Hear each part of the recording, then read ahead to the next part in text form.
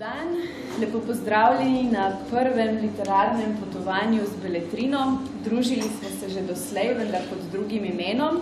Letošnjo sezono pa začenjamo z eno zelo posebno knjigo in zelo posebnim avtorjem, gospodom Benom Tauferjem, ki je bil letos tudi častni gost festivala Dnevi poezije in vina, ki se je odvijal zadnji teden avgusta na Ptuju. Ob tej priložnosti pa so izšle njegove zbrane zbirke, kar 13 pesniških zbirk, združenih po eni knjigi, pod naslovom Telemachovi komentarji. Danes bo torej beseda tekla o tejle knjigi, za katero je spremno besedo prispeval gospod Peter Kolšek, ki bo v pogovor tudi povezoval. Nekaj pesmi pa bomo slišali v interpretaciji člana ansambla SNG Drama, gospoda Branka Šturbeja. Jaz bi prosila en lep aplavz za vse tri naše goste danes. Želim vam prijeten pogovor, poslušanje in pa se ob tej priliki zahvaljujem Drami za to plodno in že dolgotrajno sodelovanje, za katero vsi upamo, da bo trajalo še naprej. Sedaj pa besedo predajam našim današnjim govornikom.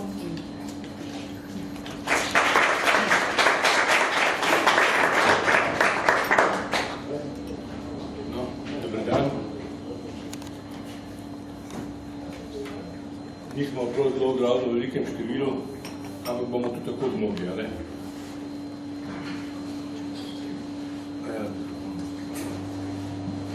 No, vse ste slišali, ne? Torej, knjiga, za katere smo pač potreba to. Knjiga, za katere smo se zbrali, je brez ovojnice tako obsežna. Naslov ste slišali. Pesnik ki je prispeval za njo, sem preštel, da je skoraj 476 pesmi sem naštel. 476 pesmi, no. Tega je to veliko, je malo, je seveda lahko zelo relativno, če bi šli gledati Šalamuna, bi bilo najbolj precej več, če bi šli pa gledati Prešerna, bi bilo pa bistveno manj. Bena Taufer pač prav pred parimi dnevi je v županovem glasilu, ki se mu reče Ljubljana, in šel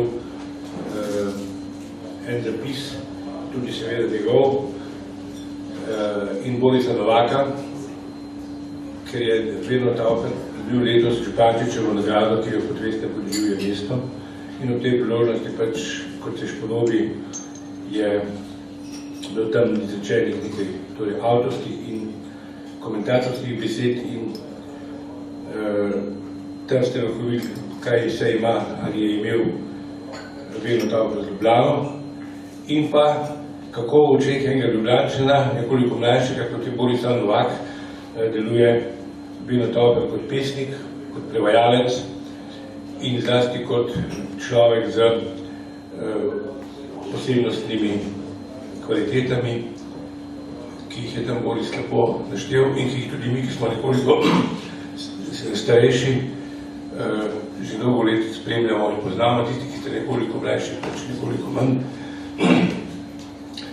Ne povem, kot se formalno pač po vrstnem redu našteje, torej Beno pesnik, prevajalec, mislim, da je bilo tako prav vrstni red, dramatik, kritik, esejist. To je tisto, kar je, se tiče neposrednega ustvarjanja, ob tem pa seveda sopotnik vseh teh desetletij po vojnih, kjer je imel različne funkcije, pobude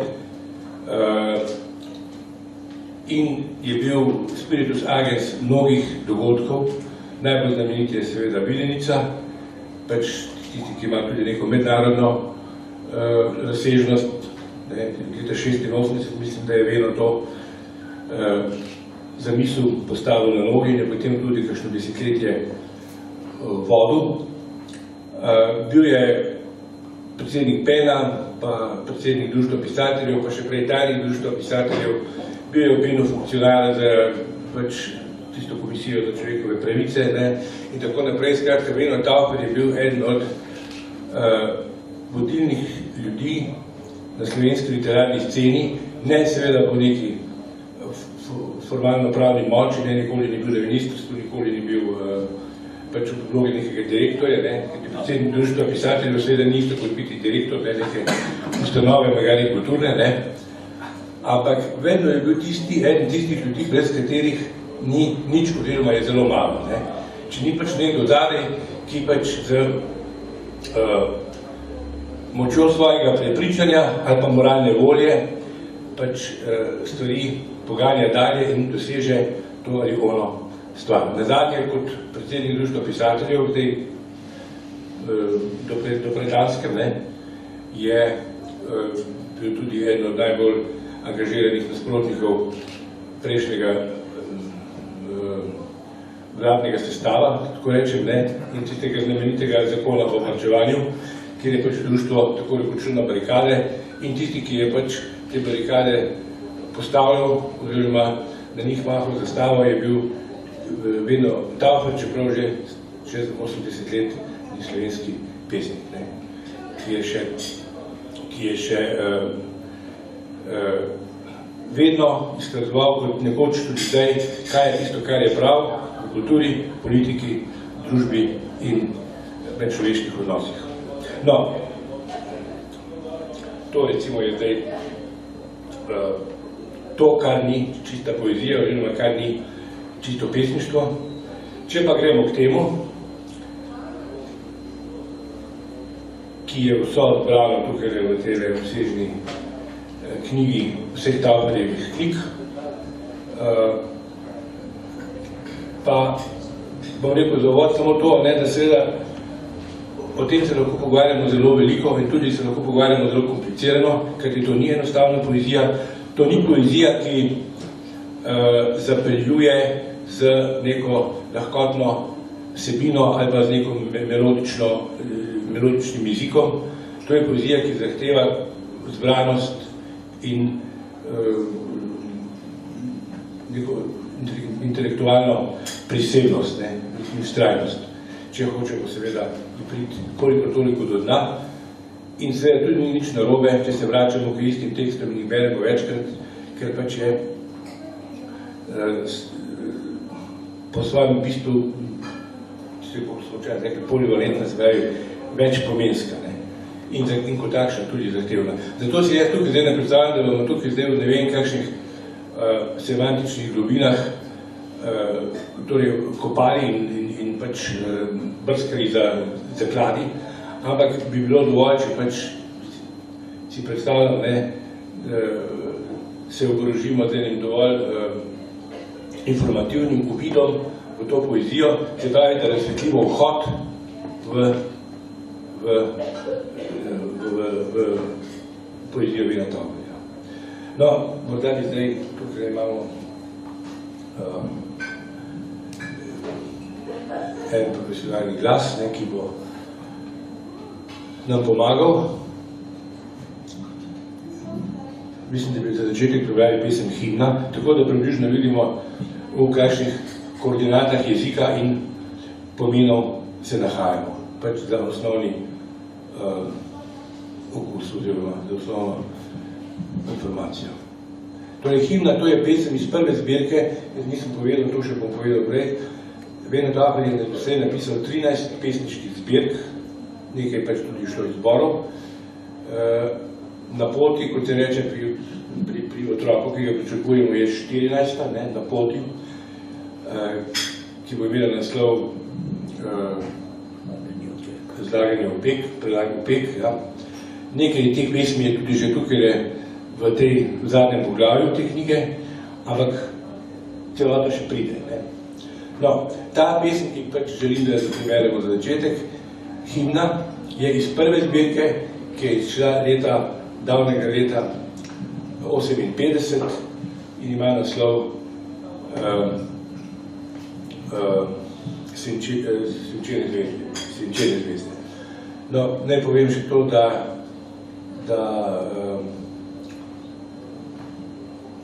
kot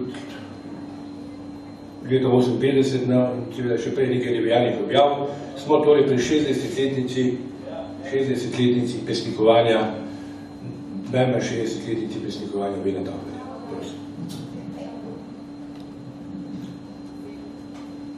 himna žalost priskaj. V pozabljenih kotih, spolskih kotih mest. Žalost barikad v zapuščenih jutrih. Žalost strnjene krvi. Črna žalost grl. Zadnje salve zlatih grl novega naskoka. Dušeča, motna žalost, žalost, ti granata, z vtisnjenimi črtami naših dlani, ti srce, žalost, srce iz krvi in zemlje, ti žalost gneva in ljubezni, ti zvezdooka, ti hladna, ti reska, ti trhteča, kovinska, vriskajoča granata v naših prsih. No, naslov je himna in kot vidite se ne začenja s Hej Slovani, pa tudi ne z Živina vsi narodi. In tudi sicer je struktura in jezik precej drugačen, kot smo ga navajeni pri himnah. Zdaj, poezija Milana Tavčarja se povezuje, recimo je pač o njej nemogoče razpravljati, bez da uporabljamo neke tri temeljne literarno-vedne ali splošno-kulturne pojme, kot so modernizem, neoavantgarda in postmodernizem. Ampak ne bomo zdaj, mogoče se pa še v tem stvari malo vrnemo. Jaz bi zdaj rad, kar me že dolg časa zanima in mislim, da je to ena od stvari, ki vse jaz pri pesniški biografiji Milana Tavčarja najmanj vem, namreč veno, kako si ti doživljal te svoje pesniške začetke. Smo leta, se pravi, šla je knjiga 58, to se pravi, da si je pisal takrat ali kakšno leto prej. Smo torej sredi druge, oziroma sredi tretje petletke po vojne, ko je ta tako imenovana kramparska ali lopatarska poezija že izvenela, v glavnem, ko se je pojavila pač tista slavna intimistična zbirka štirih, leta 53 pesmi štirih, ki je pač bila takrat glavna zbirka 50 let in ki je pač predstavljala pojem nove poezije, novega jezika v poeziji v tistem času. Zdaj pa na vsem letu seveda nekaj takšnega, kar smo slišali, vedno, te pravi, ti si takrat vendar je bil mlad fant in si se moral na nekaj opreti, na nekaj orientirati. Mislim, kakšna je bila ta neposredna tvoja pesniška okolica, oziroma a si premišljeval, s katere točke začeti? Takrat še najbolj nisi srečal Eliota, ali že? Takrat še nisi srečal Eliota, v teh zgodnih letih. No, predvsem je bila to nekje na nek način opredelitev, recimo generacijska opredelitev. Bil sem v družbi največkrat Gregorja Strniše, Daneta Zajca, Saše Vegri, pesnikov, ki so bili za, ki smo se pojavili po pesmi štirih. In med nami ni bilo kakšne posebne nagnjenosti. Če pa dobro, bil sem recimo zelo prijateljski z Kajetanom Kovičem, s čimer ni bilo rečeno, da sem se prišteval k poeziji, k poetiki, ne poeziji, k poetiki pesmi. Recimo Kajetana Koviča, ki je veljal za najbolj elegantnega, recimo modernega pesnika. Predvsem smo bili tisti, ki smo se že začeli na nek način izražati skrajno nezadovoljstvo z družbo. Moje nezadovoljstvo je bilo celo osebno, na podoben način kot pri Danetu Zajcu. Dane je izgubil eno vejo brata, dva brata, in očeta. Jaz sem izgubil očeta. Bil pa sem hkrati po vojni skojevec. Se pravi, sem bil tudi politični, če hočete, dobro, politični. Bolj težko reči, ker nisem bil, bi rekel, ko bi bila vojna končana, sem bil 12 let. Skojevec sem postal potem 1 leto po, pa 2 po vojni. In Skoj je bil potem razpuščen, kajti to je značilno, da je bila ta organizacija mladih ljudi razpuščena decembra 1948, kajti ne več tako imenovanih Inforum herojcev je bilo v Skoju, ker so bili mladi ljudje idealisti in niso mogli sprejeti kar tako, da je lahko več komunizmov na svetu, da je Stalin lopov.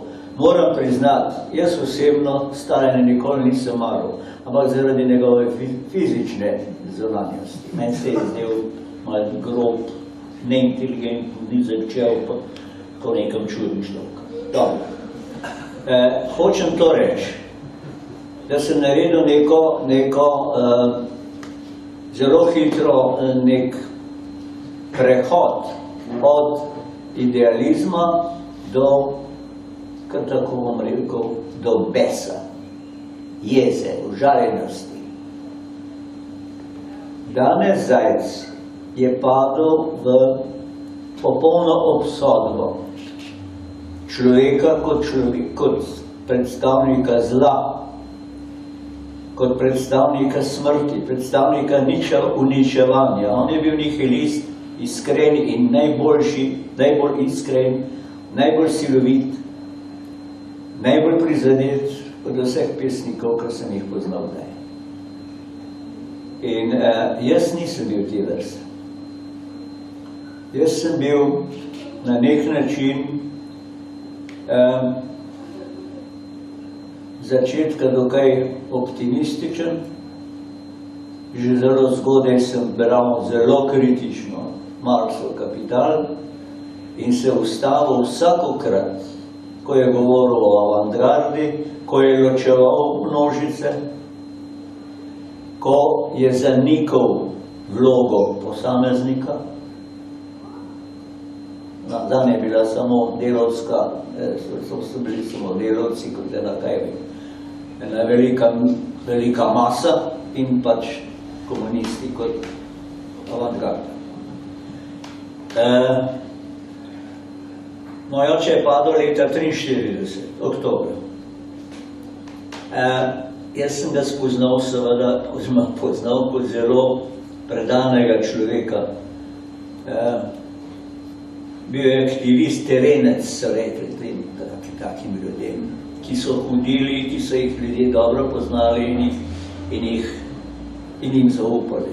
To so bili najdragocenejši za borbo. Značilna anekdota pove to. Na učiteljišču je bil sošolc od kasnejšega generala Novljana. In leta 1943, septembra, je Italija kapitulirala, fašistična Italija je kapitulirala in partizani so improvizirali neke vrste mobilizacijo in seveda tudi mojega očeta so poberali, rekli so, gremo v brigado. Tam je pa naletel na Novljana, ta je bil pa hud, je rekel, kaj pa ti tle delaš? Mene ena puška ni pomeni veliko.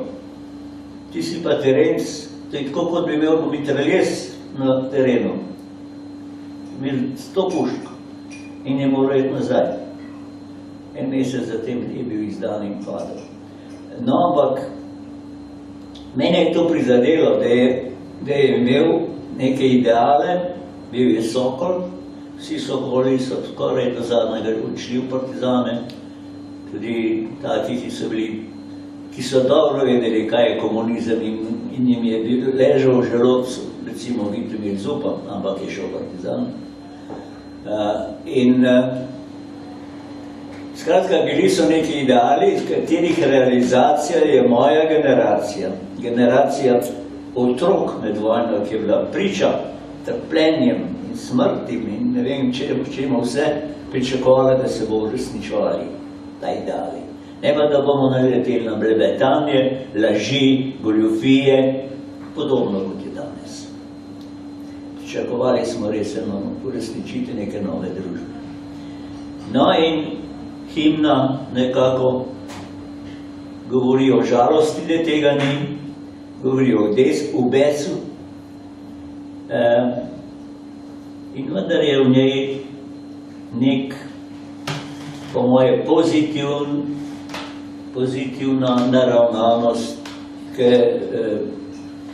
optimizmu, da bo tudi ta bes lahko kaj pozitivno, oziroma stvar obrnil v, kaj vem, prihodnosti. No, kolikor je bilo, pač, to si dobro izpostavil, ne, ta himna, v resnici seveda, v njej je ta dvojnost, ne vem, koliko ste to lahko začutili, ker pač včasih je prvič težko, no, da vendar je tukaj ne gre za radikalen prelom z revolucijo, ne, oziroma z NOB-jem, s tem, kar je pač o čem ti verzi govorijo, ampak gre za relativizacijo, ne, vsega tistega herojstva, ki je pač bilo takrat že se skušalo predstavljati kot neomadeževano, ne, in vedno je tukaj to dvojnost zelo odlično izpostavljeno, ne, in seveda tudi zaradi tega, to je verjetno zbirka morala editi v samo založbi, ne, ker je pač bila ocenjena kot zbirka, ki ni ravno vzorčen primer za generacijo, kakršno si je pač takratna vlast predstavljala, da bi morala se po vojni rast, ne.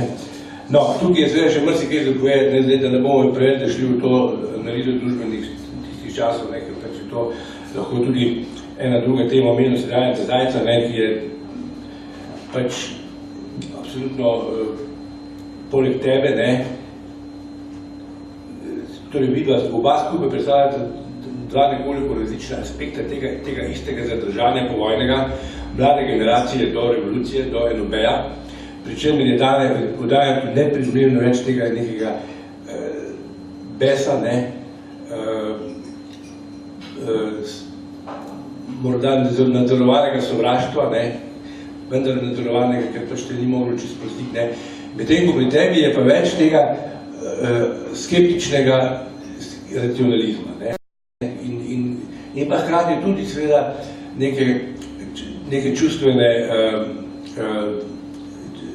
dvoumnosti, ne, ki velja za naprej in ki velja za nazaj in ki velja za naprej. No. Zdaj, no, ampak moje vprašanje vedno je hotel biti tole, ne, tudi neposredno namreč, kako si ti kot mlad fant, ne, ki takrat nisi se mogel upreti na nobeno slovensko tradicijo, razen na Kosovega, koliko si ga poznal, ne, pa takrat ti njegovi slavni integrali sploh niso bili v javnosti, ne, oziroma še nismo vedeli zadnje, ne. Nekaj malega mogoče je bilo pri Kozbeku, ne, tega pesniškega modernizma ali neomodernizma, ne, ta drugi povojni modernizm, ki je tudi pač za evropsko sceno velja, ne, kje si se ti z njim spoznal. Namreč, Velo Tavfer je edini pesnik, mislim, da ne gre za tako radikalni preskok, da se to besedno iz, kaj sem kaj veliko, iz šolskih klopi, ne, ali iz tega, recimo, šolskega pesnikovanja, koliko ga je pač po tebi sploh bilo, o tem ne vemo kaj dosti, stopil direktno v modernistični jezik. Direktno. Velo Tavfer je od prvega verza do zadnjega pisal poezijo brez vejc in velike začetnice, brez interpunkcij. Ne.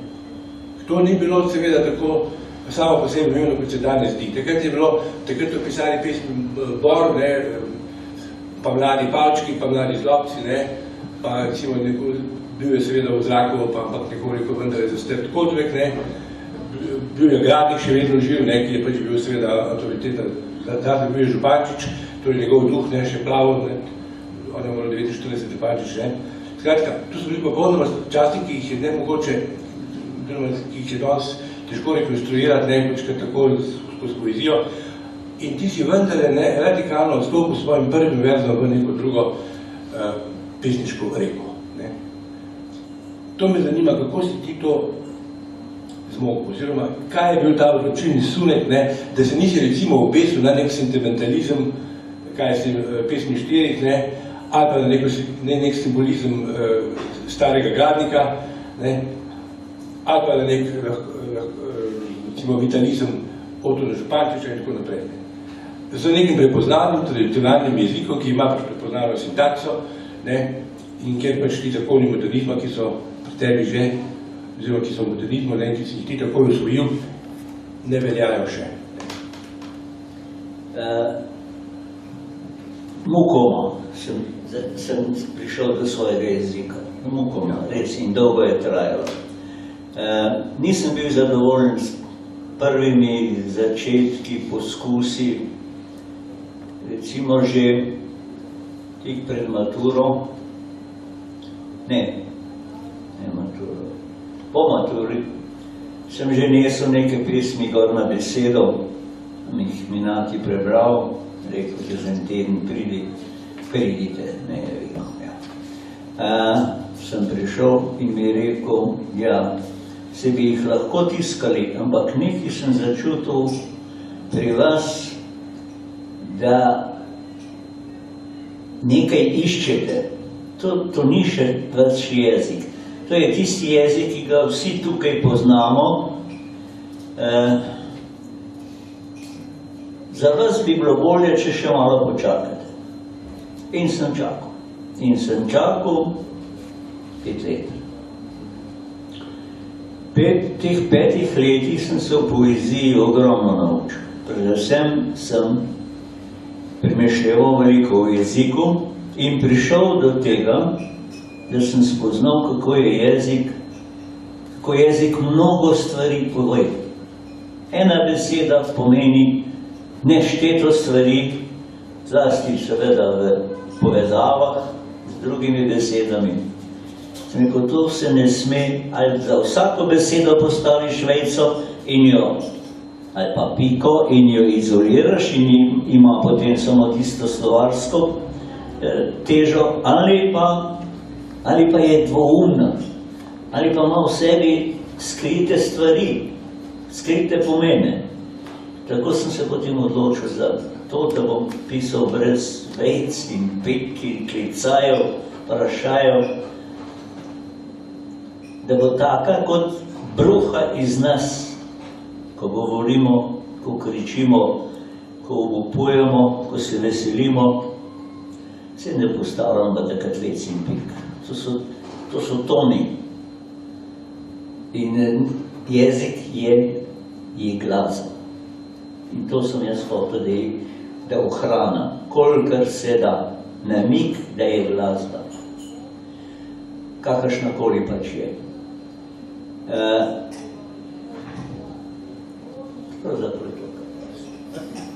No, ampak glede na to, kar je bilo torej neposredno za tabo, ne, ta poezija je bila seveda to, kar si ti počel, je bilo nenavadno pogumno dejanje. Ta vstop v nov jezik je bil torej pogumno. Vse so se naročevali. Ja, si predstavljal, da je bilo vse sorte. Ja. In tudi ta nazaj, recimo, ni bil tako radikalen. Kasneje je bil še nekaj čez desetletje, recimo, Jovan se bolj približal temu izrazito modernističnemu principu. No. Tukaj na tej točki treba še nekaj omeniti, če sam se predečil govoriti o očetu in tudi nismo posebej govorili o tem, zakaj naslov Telemachovi komentarji. To je Venetova, pač ta zgodba njegovega očeta je Venetova en od njegovih žariščnih motivov v poeziji in tudi v dramatiki. Venetov je napisal 2 drami, ta druga ima naslov Telemach, Odisej in sin, ali Dom in svet, iz leta 90, mislim. No, skratka, to je ena od tem, ki se v njegovi literaturi pojavlja ves čas sporadično, z različno intenziteto in ki pride najbolj na dan v tej, ki je še nisem omenjal, ciklusu pesmi Melanholija drugega ešalona, ki je tudi iz te prve zbirke Svinčene zvezde in ki jo potem literarna zgodovina je takrat zagrabila in jo še kasneje pogosto citira kot ravno ta primer tega odmika od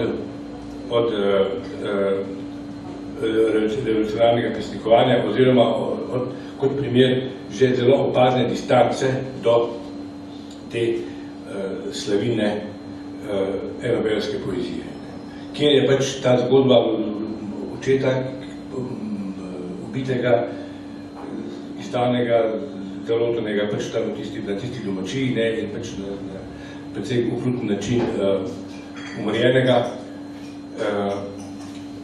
prvič zajeta kot bolečina, ki se takrat jezikovno prvič formulira, se pa potem v različnih variantah, v emocionalnih variacijah, čeprav preverjam, to je to meni zelo prikrito, ne boste našli prvoosebnega izjavljavca, prvoosebnega izpovedovalca, ampak je to vedno seveda v ta prvoosebnost potopljena v jezik. Se pojavlja potem še naprej skozi celotni opus. No, zdaj smo tukaj nekje, ko je vedno sam povedal, kako je pač se bo je uprlo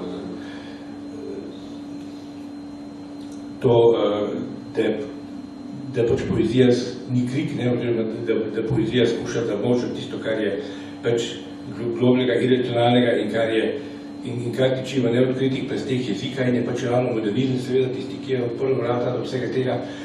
In se mi zdi, da sta tukaj dve pesmi, ki jih tudi antologijski in ki jih na večjih mestih ne moremo mimo njih, če skušamo interpretirati to poezijo, ki vsaka po svoje na stežaj odpirata vrata v ta modernizem in zapirata oziroma problematizirata dva velika duhovna kompleksa preteklosti. Eno je, recimo, romantični subjektivizem, drugo je pa, recimo, kar je tudi za slovensko poezijo zelo usodna tema, orfeizem, se pravi vrednost in pomen pesništva za, vemo, pri nas pač v navezavi na nacijo kot pač, oziroma na narod kot brezdržavno skupnost. In te dve pesmi sta koncert v naravi, in druga pesem je, kar direktno ima naslov Orfej. Jaz bi prosil, če obe, to lahko slišimo kar obe, ker se mi zdi, to je oba kategoriza soneta, v tem primeru še za v klasični obliki, vedno je potem soneta naredil marsikaj, če včet bomo tudi v tem, dobro zaenkrat smo na tej točki in še imeli smo leta 58, ampak, to je pa še druga zbirka, Jetnik prostosti iz leta 63.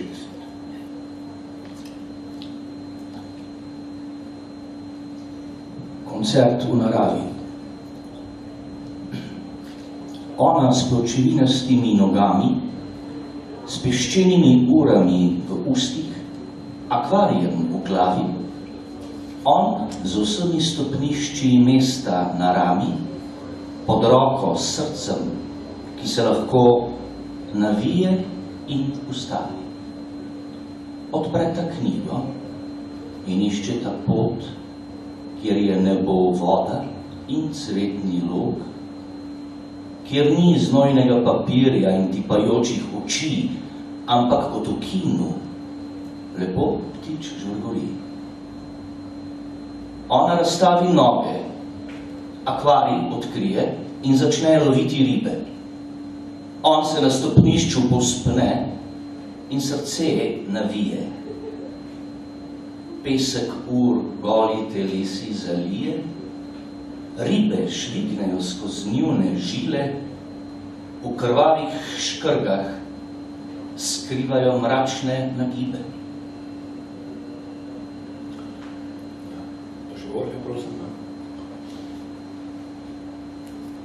O pomladi boje pod cvetočo češnjo, v angelskih rokah drži note narobe, poje angelsko, žalostno in vražje smešno, ženske in otroci ga gledajo brez zlobe. Cvetovi se usipljajo na čelo, odmeva mu v glavi, vrane čakajo, da sadovi dozore v grlu muslina, glas ustavi, med zobmi ženske in otroci že čutijo pačke, njegovo srce je ujeda, na nosu mu sedi, v oči ga gleda, s sapicami perutnic, hladi mu smrtno srako. Njegovo srce je ujeda, izkljuje mu oči, v lobanjo seda, v zatohli suši grebe s krempeljci za vlago. No, mislim, da je že na prvi posluh jasno vse to, ne, da gre za karikaturi dveh idealitet. Ne. Ene, kot rečeno, te romantično subjektivne, od Prešerna pa recimo do Župančiča, ne, v naši poeziji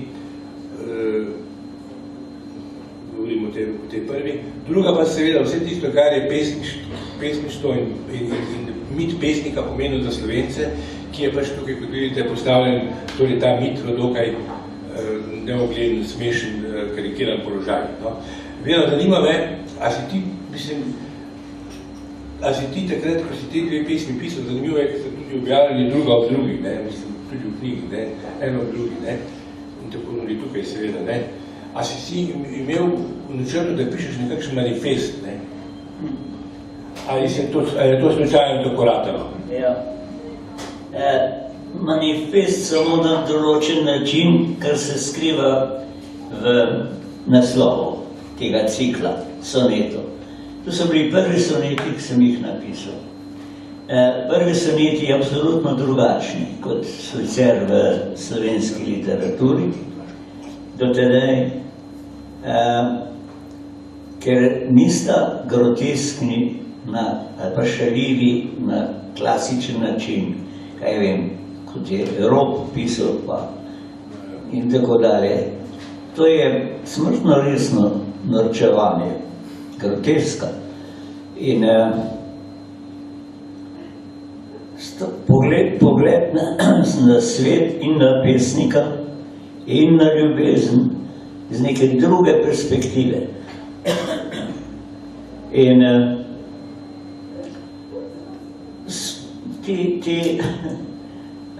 ti soneti so bili izgleda takrat, mene takrat ni bilo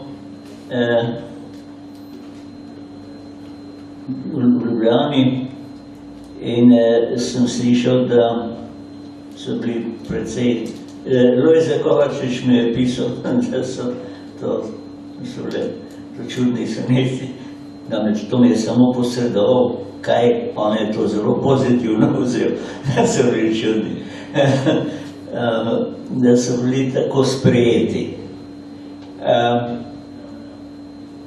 Že v interpretaciji Šurbedi ste lahko začutili, kako je na nek način skoraj hladno jih povedal. In edin tako se da tako poezijo, ki je tako direktna, kot je tu, ki je groteskna, povedati, da je izpodmakne na ta način tisto ceneno smešnost ali pa norčavost. Tukaj je dosti bilo, skušal sem dosti ene zgroženosti v prizor. Zato so tudi tako prozaično na nek način napisane, kar je bilo verjetno, kar je bilo nekaj novega. In prav ni čisto nič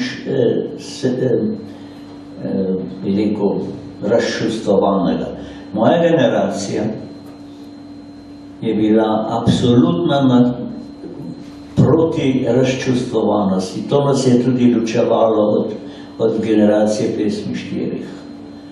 Za nas je bila razčustvovanost, sentimentalnost v literaturi izdaja dobre literature. No, to je bilo res radikalno drugačno stališče. Če dajemo, da je takrat pesmi štirih so izhajale torej kar naprej so bili neki ponatisi, ne, že takrat pa pol, ne vem kokrat, ne, in so Slovenci to sprejeli kot tisto, kar je poezija po vojno prava, ne. In seveda, ki pač modernizem se je pač utiral pot na drug način in seveda skozi neke ožje referenčne okvire oziroma pač zelo bolj izbrano publiko, ne. No, nadaljevanje potem gre v smer, pač zdaj seveda preskakujemo, ne, pesmi in tudi knjig ne bomo vseh natančno omenjali, v smer enega sistematičnega pretresanja kanoniziranih literarnih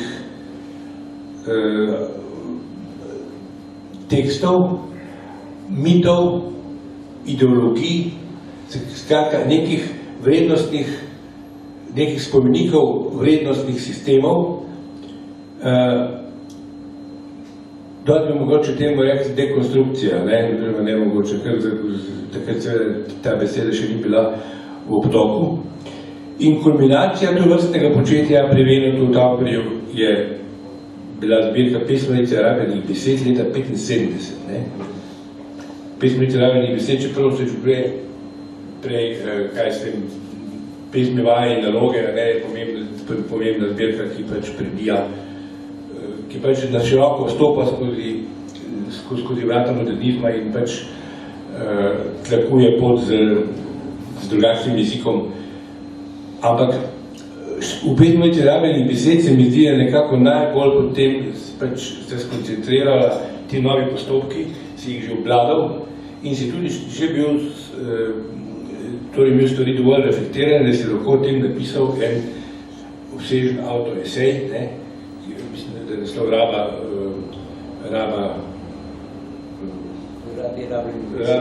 besed, ja. Pa koliko se spomnim, takrat mislim, da je bilo tudi neko predavanje, ker se pač imel priložnost to tudi potem tako uživo povedati. No, in tam je zelo koncizno povedano, zakaj pravzaprav gre, ne vemo pač te stvari po svoje premislu, takrat pa že najbolj tudi seveda s pomočjo tistega, kar si srečal v evropskem modernizmu, ker si bil že Vener največ začel prevajati v 60-ih letih. Eliota tako rekoč ga je prinesel na slovensko in s tem Slovencem povzročil veliko lepega in seveda za marsikoga tudi veliko hudega. In prav tako seveda z Ezrom Poundom, Not Yet Hughes ni veliko glavno, ni zadajal takšnih mrtvih podatcev, tradicionalni poeziji. Pa seveda Yeats, ki je pač aristokrat modernizma, ki veste, tiho kasneje prevajal in tako naprej. Skratka, že kar si imel že vso to izkušnjo za sabo, tudi v tujem jeziku, kar pomeni, da si res lahko seveda tudi čisto na tehnopoetski ravni razmišljal o tej modernizmu, ne samo na neki načelno ideološki. No, in tukaj, če gremo gledati, naslove teh pesmi, jaz bom prosil, če preberete tole Mrtvaško kost, ampak gledam pa sam nekaj naslovov povedal, o rabljenih besed je naslov. Takšno sem govoril o teh besedilih, kanoničnih, in ki imajo seveda tudi kolonine nekatere v srednjeveški ljudskosti, ali pa še prej, ali pa kasneje, pa ne samo slovenski, čeprav prevladujejo. Recimo Golec pred peklom v raznih variantah, pa Sveti Matija ubija očeta in mater, Mrtvaška kost, Riba Faronika, Galjot, Lepa vida, Pega me Lamberger, Narobe svet, Gospod Baroda, v raznih variantah. To se pravi, sistematično se je loteval teh artefaktov, v katerih je bila pač sediment ljudskega pesništva, pa tudi že pač umetno predelanega ljudskega pesništva. Ampak vsekakor so to teksti, ki veljajo za predmoderno umetnost oziroma za poezijo, ki se je pisala pred izrazitim avtorskim diktatom. No, preberimo del vsega tega obilja, ki ga ponuja tukaj Gazalo, se mi zdi Mrtvaška kost nekako še najbolj učinkovita, no, ne najbolj, no, ampak recimo, da za nekaj se je pač treba odločiti. Mrtvaška kost. Dim išče hiše, Rosin šipe Rim, noter me gleda mrtvaška kost. Kamen sprašuje za svoj amen. Plamen sprašuje za svoj amen. Pesek sprašuje za svoje veke. Veter sprašuje za svoje veke. Glas sprašuje za svoj čas. Prah sprašuje za svoj čas. Kri sprašuje za svoj hip. Hip sprašuje za svojo kri. Čas sprašuje za svoj prah.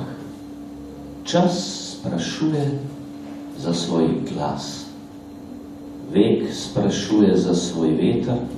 Vek sprašuje za svoj pesek. Amen sprašuje za svoj plamen.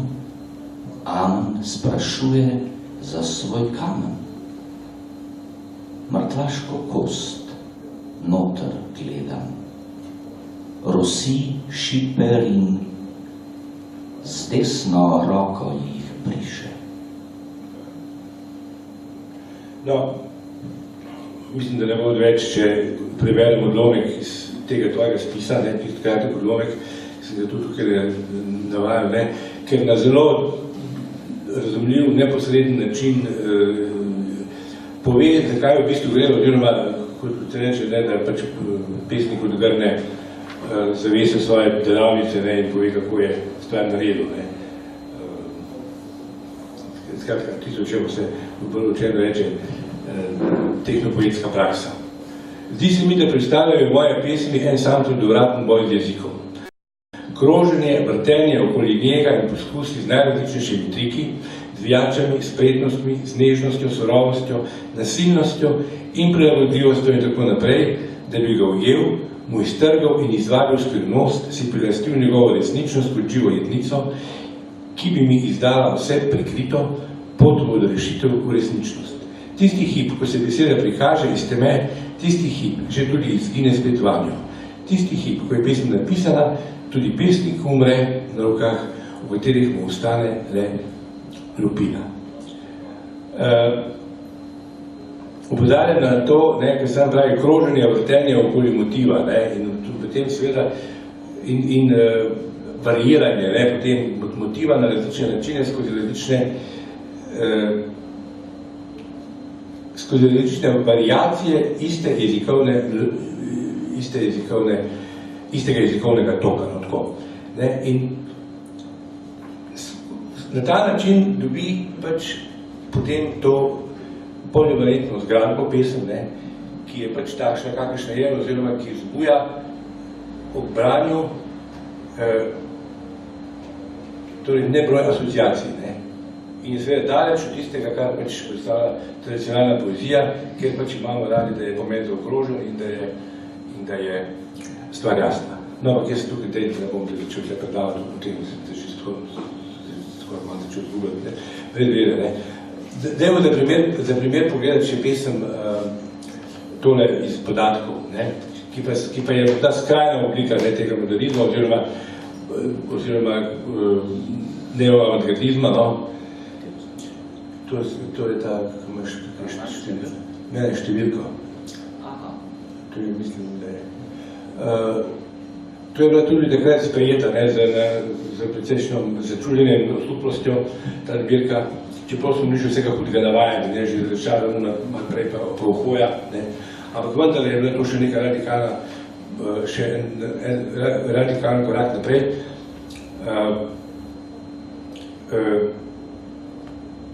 No, naslov je zanimiv, ne, 2-1-0-8-6-8, ne, če to preberemo, namreč to so datumi, ne, in to je potem 21.8.68, to pa je bil, tukaj smo sami, tukaj večino pregledujejo, Nadje, ne. To je bil napad na Češko-Slovaško avgusta leta 1968. Ampak seveda, no, preberimo, kaj piše o tem. Leninska poezija, Stalin, 21.8.68. Tih mraz v Lobanji, preddoba obrne se, vetrovni spomin nevidno poka, v obroč se stiska, zadrega. V mlin mlada, iz mlina na veter kolobarijo misli. Dežuje vse nižje, golobi krožnijo, čez zlati prak z dolgimi koraki, dim stiska glavo, ušesa vrtijo jezik, valijo zobje, dolg čas posluša, na mestu teče, medved lovca pokopava, med napisi knjižnice v kotu, prižmorjen list iz fikusa zeleno gori, na steni panska končnica, v Britaniki knez Kropotkin pod K, krotko tihožitje, tiho življenje črk. No, zdaj seveda, v bistvu gre za šifrirana sporočila, ne? Čeprav lahko pa seveda tudi, tako kot so brali mnogi, ne, reče, da nima pomena, ne? Seveda, glede na to, da že naslov, ko je ta ujet v številke, nas seveda napeljuje k temu, da beremo pesem v nekem zgodovinskem kontekstu. Ne? Če bi ne bilo tega naslova, bi imeli seveda neprimerno večje težave. Ne? No, in tukaj je zdaj,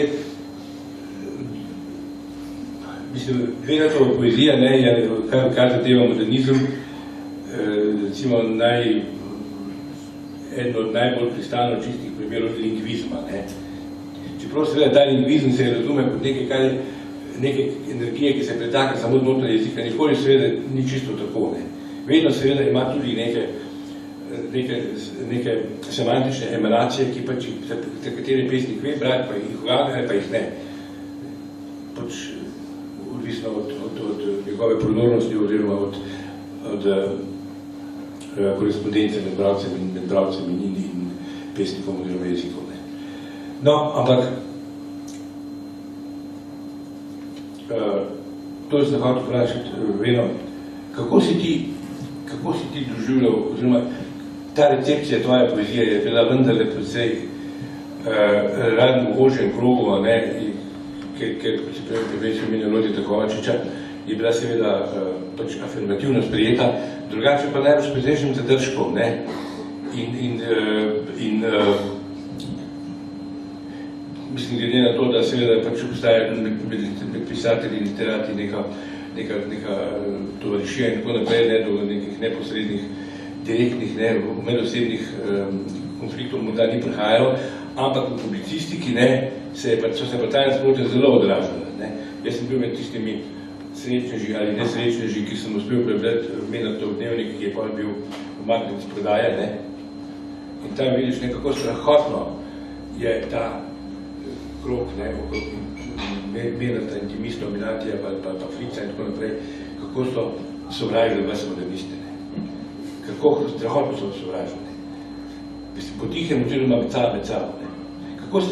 Kako je ta scena zdela, medtem ko seveda je pa zanimivo, ne, je pa, da je pa pravzaprav nekako oblast, ne, no podával sem prej gledati, seveda, vedno je eden od predstavnikov tako kritične generacije, ne, da bom te našteval, Talesa Krmavnerja, Vojena Rusa, Janka Kosa, ne, takrat še mlajšega,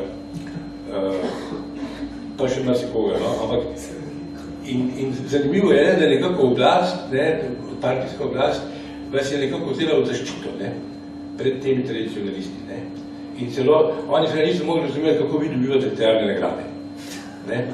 Kako je to mogoče. Oni so pa seveda pustili pisniti neko, kar vam je Bog grlo skladil, samo da so imeli mir. Da niste politično rovali, ne, ampak je bilo, ste se lahko pač v jeziku, oziroma v jeziku razgraja, kako ste hodili, ne? A je tako? Ja, mogoče reči. No, se je zanimivo, da tisti, ki nas je nekako vzel zaščito, je potem precej drago to plačal. To je bil Stane Kavčič. In to je bil prvi, kako bi človek rekel, liberalni v tej generaciji oblastnikov, prvi, ki je dal skozi ne bolševistično akademijo v Moskvi, ampak v 4 letih eno beja s puško v roki. Se pravi, je preživel nekaj in je bil ves čas z ljudmi. Če se vrnem, dobro, verjetno mu ta zbirka ni nikomor daleč naokoli, zbirka z naslovom Podatki, bila nevarna, ker je niso znali prebrati. Pesem, ki je kolega Štirlek prebral, je nastala v Londonu. Tam sem bil, ko so Sovjeti napadli Češko-Slovaško in uničili prvo varianto socializma s človeškim obrazom, kot smo tedaj rekli. To je bilo eno razočaranje. Drugo razočaranje je bilo moje močno razočaranje, da je Anglija tako mirno in hinavsko pogoltnila to nasilno dejanje Sovjetske zveze. Od tod potem omemba Kropotkina, ki je eden od klasikov anarhizma, mirnega anarhizma, ne tega nasilnega anarhizma, ki je bilo več vrst. In od tod potem, to je tako, kot če bi se pesem govoril o tem, kot da se je razbila ena dragocena, kaj vem, čaša, kaj vem, in, ali pa kaj, tiste figure iz porcelana.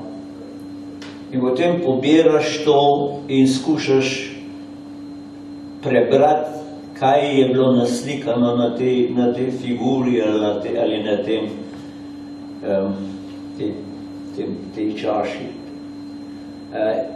Tukaj sem šel pravzaprav v tem svojem modernizmu najdalj. Tukaj sem prišel do dna, saj tako sem začutil, do dna tega razbijanja jezika, razbijanja direktne vsebine, razbijanja nekega enotnega čustva, ali kaj vem kaj. Hotel sem izraziti to nemoč človeka. Nemoč, kakršno sem čutil, da s tem v Londonu nimam kaj storiti, ni nič. A ne hodim po mestu pa razlagam, a veste, to je res bil mišljen na socializem, dobro. Zelo verjetno bi propadli tako, kot si ostali. Ampak dubčko smo vrgeli. In prišel sem do situacije, ko sem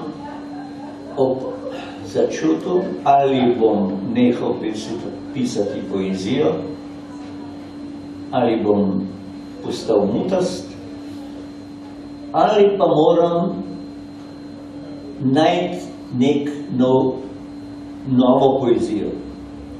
In sem začel brati slovensko ljudsko poezijo, intenzivno. In to je potem rodilo naslednjo zbirko. Ki smo jo prej omenjali, ja. Ja. No in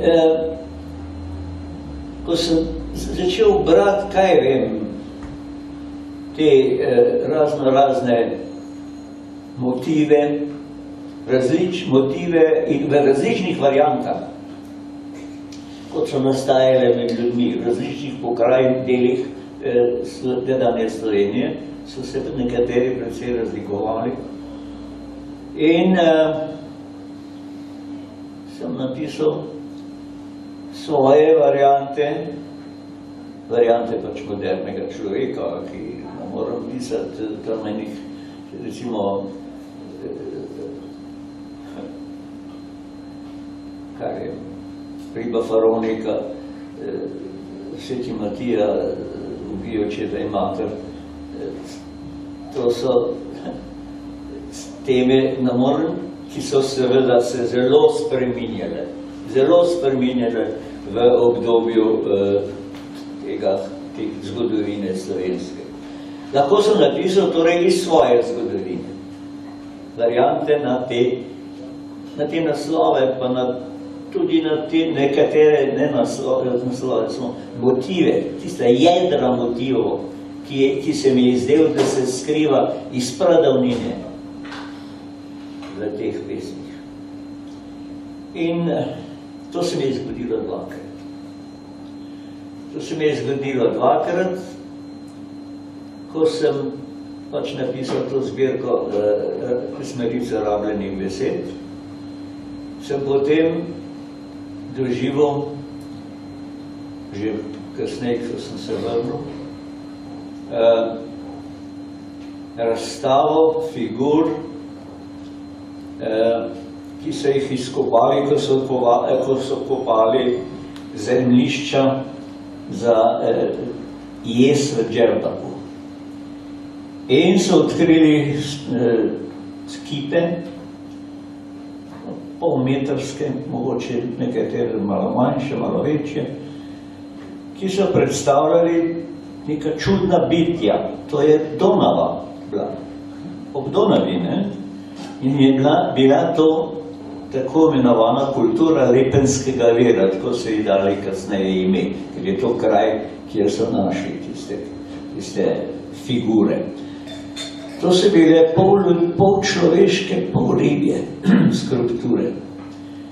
Z ribjimi glavami, velikimi odprtimi očmi, ki strmijo na nekaj groznega, očitno se, ko sem jih jaz doživljal, in odprtimi usti, kot da bi nekaj rade povedali. Oni so pokopali te skulpture ob svojih ognjiščih in so jih imeli pravzaprav na grobovih svojih bližnjih. Kot so kasneje ugotovili, arheologi so mrtvece pokopavali v svojih prostorih pri ognjišču. Spravi pri ognju, pri svetlovi. In te vodenjaki je naslov te zbirke, ki je v marsičem sem se poslužil ritmov poetike, če hočete, ljudske poezije. Ampak tisto, kar sem pa hotel povedati, je pa seveda jasno čustvovanje in mišljenje modernega človeka.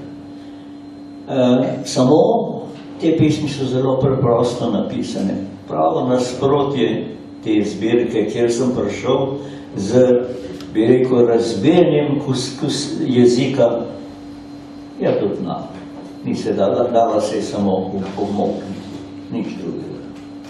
To se pa mi ni posrečno.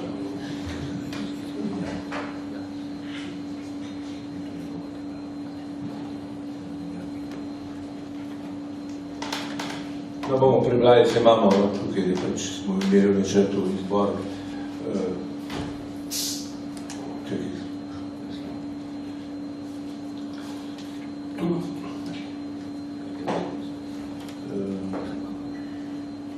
Nazaj. Tole, ja. Tole.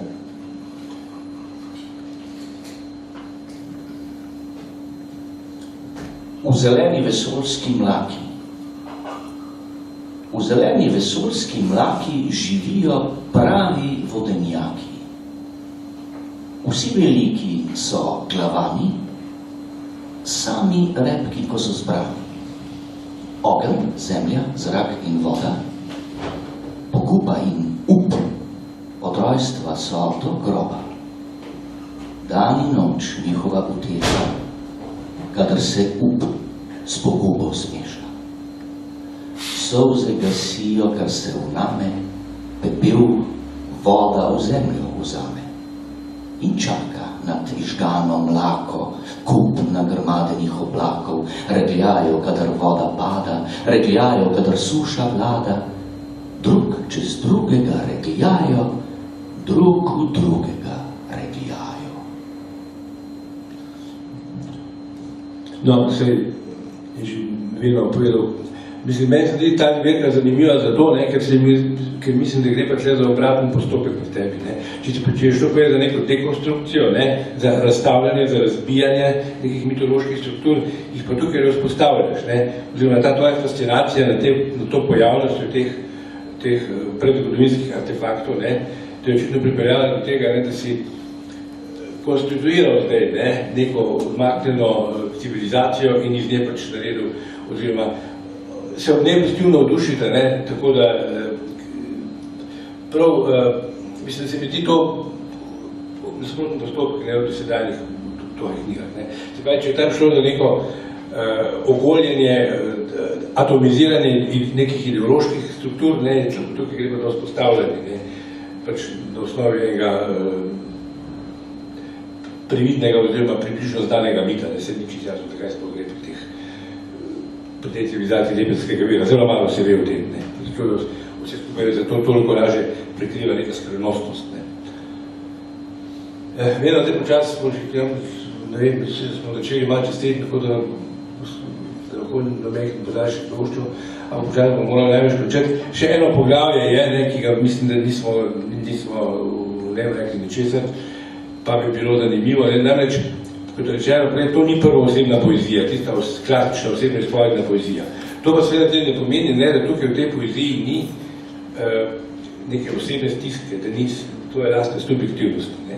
Tudi tukaj v teh, če bilo na prvi pogled nevajanemu očestvo zgleda, ne, drugače, tudi tukaj je bolečina, ne. Samo da je pač zrinjena na dno jezika, ne, in seva iz dna jezika šele, ne. In ne vem,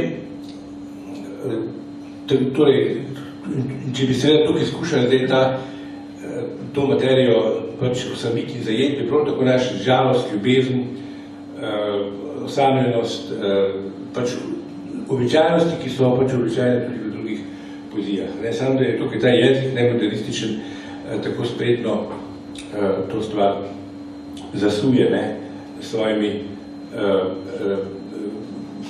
s korespondencami med pomeni, no. Oziroma, če se reče, bo učeno igra označevalcev.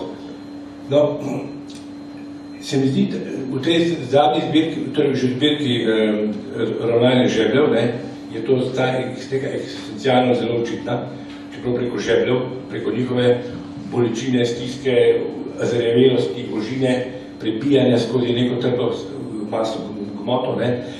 Na drug način je pa ta eksistencialnost očitna v zbirki še vode, ne. Ne, tudi tam, ja, ampak izrazito in se mi zdi to tudi vrhunc pesništva tega v zadnji triadi, da se da to tvojega, ne, pesmi Steklenice.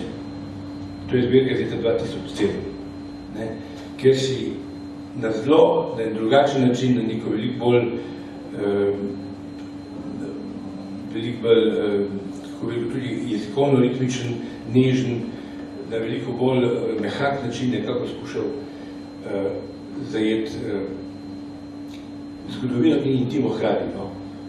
Ker v vsej tej poeziji, ne, jasno je, da gre za tako kot v vsaki veliki literaturi, tako za zgodovino, kot za intimo.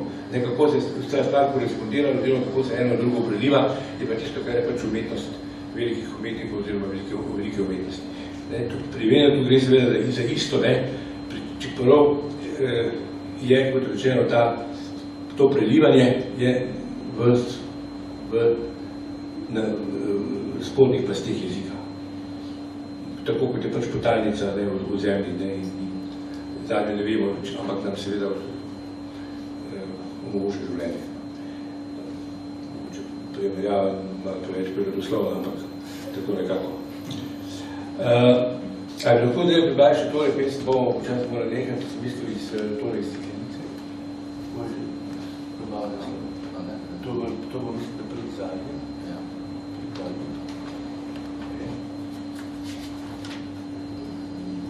Ja, tole, ja. No, to je ciklus, ne, ki ima naslov steklenice. Pismo steklenice, ja, tako kot ima zbirka. No, to je eden od razdelkov iz knjige, ki ima isti naslov kot zbirka. No, in tukaj gre za, mislim, da ciklus 5 pesmi, tale primeremo je 3. četrta. Obrni krmar, nazaj je to obrežja. Obzorje vse globlje se ugreza v mrak. Vsako noč vrnitev bo težja. Morda prst še vzljubi korenine, jih potežka, se jih uklene, obrne za oblaki. Krošnje in vanje divju sokov vetra, zelenosti šine, da boš odprošen, blaten, oznojen si jo upal brazdati. Poskusi shrepeneti nazaj na obrežje. Krmariti bo vsako noč težje. Naj te ne ustraši, če se odpre jama. Od nekdaj do nekdaj nisi sam, ko prst ni sama. No, tudi kot vidite, se uporabljajo besede, kot so hrepenenje, ne?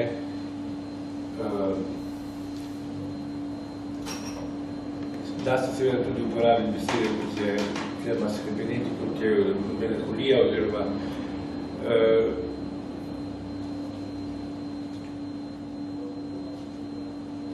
poskus vrnitve nazaj v nek pristan in tam pač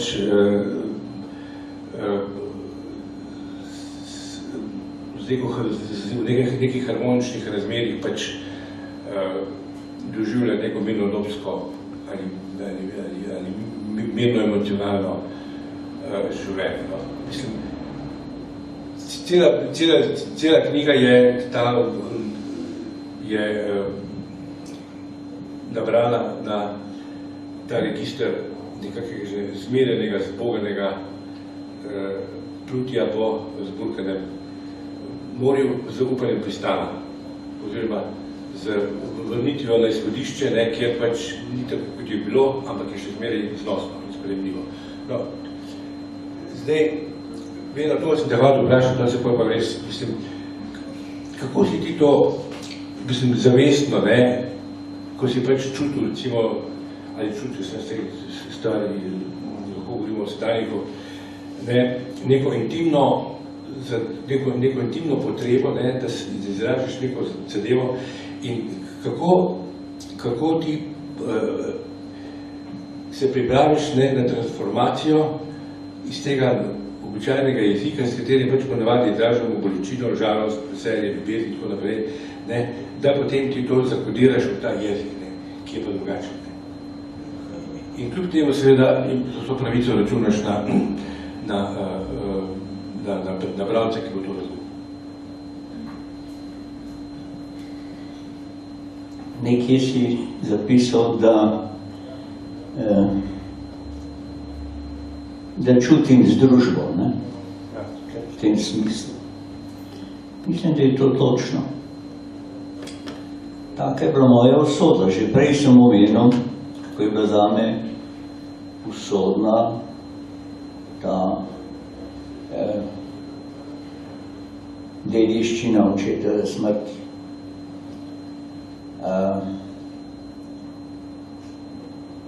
Za neko družbo, kot bi mi rekel, živi v takem svetu, za kakršnega smo se borili, smo padli in tako naprej. Skratka, nisem bil tista ideologija, ko sem prej omenil na začetku, skojelstvo in tako naprej. Tista ideologija je zdavno je minila. Zbral sem tudi pogum, ker v svojem življenju zelo narad kdajkoli rečem ne. Ampak sem ga rekel, ko se me 18-letnega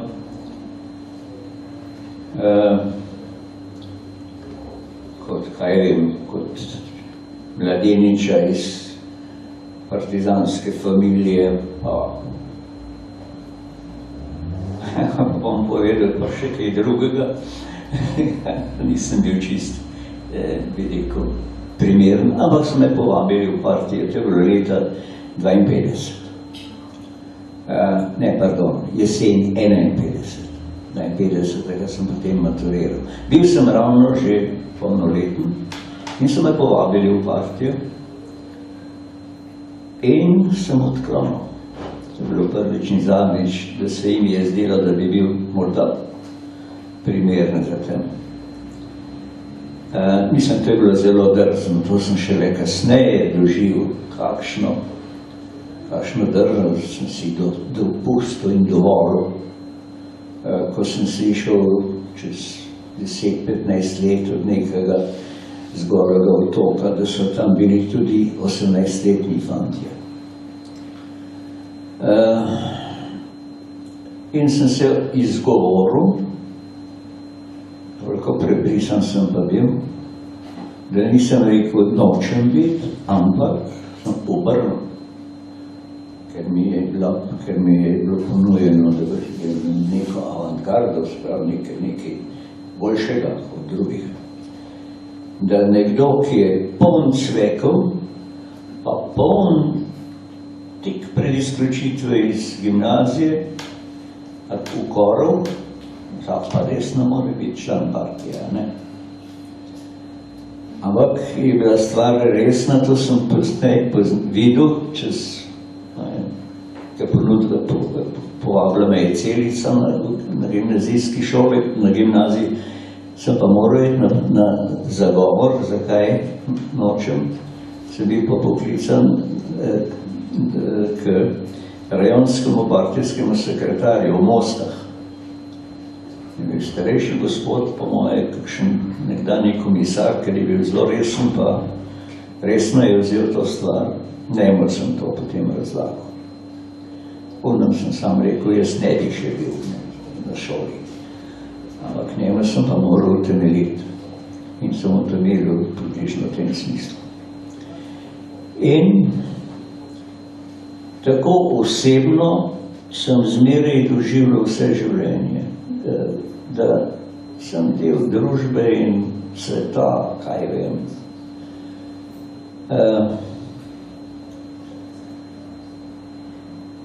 Recimo je ena pesem, ki bi mogoče kolega Šurbi prebral iz cikla Ravnanje žebljev. Pa bom povedal, kaj mi je izzvalo, da sem napisal ta ciklus. Zelo preprosto napisanih pesmi, vse imajo po 10 kitic, ampak vsaka ima po 11 verzov. Nastala je pa deloma na podlagi tega, da smo nekoč na družinskem izletu sta otroka našla en dolg žebelj, taki, ki so bili vsaj mojim otrokom neznani. Jaz sem pa vedel, da so to žeblji, s katerimi podkujejo konja, so dolgi, ostri. In sem imel potem tisti žebelj na pisalni mizi, tako za spomin na svoje otroštvo na kmetih.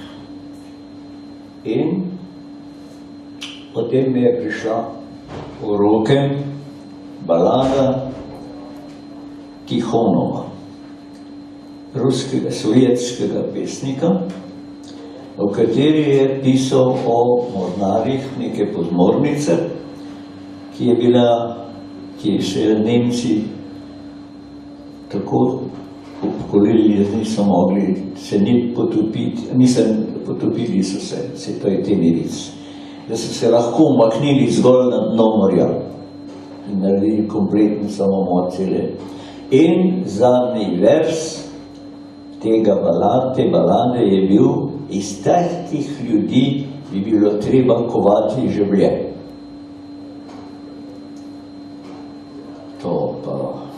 Tega pa nisem prenesel. To je pa preveč grobo, surovo, mislim, dobro napisana balada. Ampak nekako me je zrevoltirala in takrat sem dobil motiv, ti žebelj dobil vsebino. Pesem bo povedala, zakaj. Ravnanje žebljev. Ta žebelj je bil zabit. Ta žebelj je bil zvit. Temu žeblju je bilo tesno. Temu žeblju je šlo trdo. Tako žebelj je preluknjal. Ves tako žebelj je prišel vmes. Tak žebelj je ostal. Tak žebelj se je majal. Tam žebelj zabito živi, zvito rjavi, tam žebelj žebljasti. No, v Tihonu seveda tukaj mi ne vemo, če beremo tole, in to je njegovi baladi, ampak kljub temu seveda pesem použijamo. Pesem je nastala v tako imenovanem obdobju, ki so ga takrat že imenovali svinčena doba, ko so iz nas res hoteli žeblje delati. No, ampak ima tudi, to je družbena dimenzija, ima pa tudi čisto osebno dimenzijo, eksistencialno, skozi to tesnobno življenje žeblja, se pač poseva tudi ena eksistenca.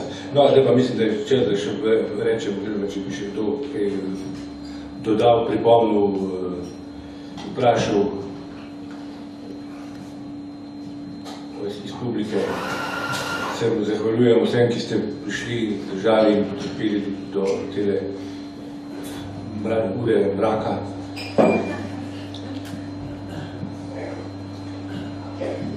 Če ne pa bi prebrali samo še zadnjo pesem, če še držite. To čist zadnjo, ki je pa tudi v resnici zadnja, glede na datum je verjetno ena od zadnjih nastala je marca letos, In to je ta pesem, ki naslov Evropa. O čem govori, boste prepoznali skozi leksiko in pač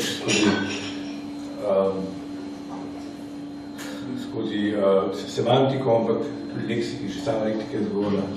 In pesem, ki je pač dokaz, da veno še vedno, kakor je tudi zdaj in glede na celotno opus, živi s tem svetom, oziroma se nenehno odziva in mu, kot mu nikoli ni bilo in kakor so kazali tudi te njegove, ki sem na začetku omenil funkcije v PEN-u, v društvu, izražal prizadetost nad, kakor je potem pravko razvečil s tem že omenjal, skratka kontinuiteta od leta 68 do 58 do danes. Evropa doma. Kaj te ustavlja? Zid, žica, žulji, izguba kisika, v duši ostri nočni noži, nohti po koži, razklani gnojni tuli.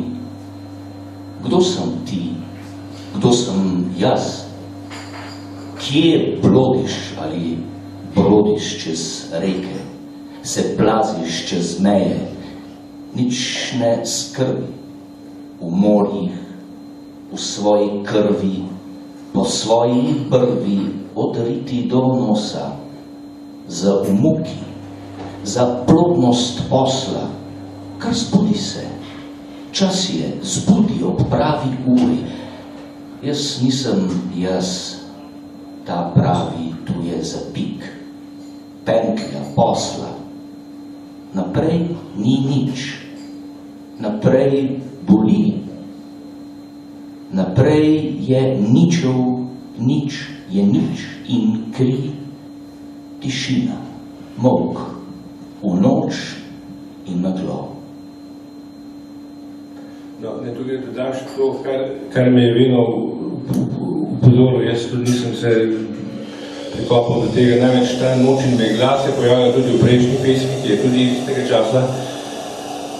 In me je vedno spomnil na tisti film, ki ga je delal Alain René leta 1955, in ki je prvi odkril resnico o koncentracijskih taboriščih v Evropi. In ta noč in megla, mislim, da je tam tudi tako naslov filma, noč in megla, se tukaj zdaj seveda pojavlja kot zadnja sintagma, zadnje pesmi te knjige, oziroma zbirke, ki še nastane. A ne še enkrat vprašam, če je še kakšna dobra beseda ali pa radovedna beseda. Lahko poveš samo to, da ta pesem ima pa v naslovu vejco. Evropa je doma. To želi ti povedati. Po Evropi in do domu. Hvala.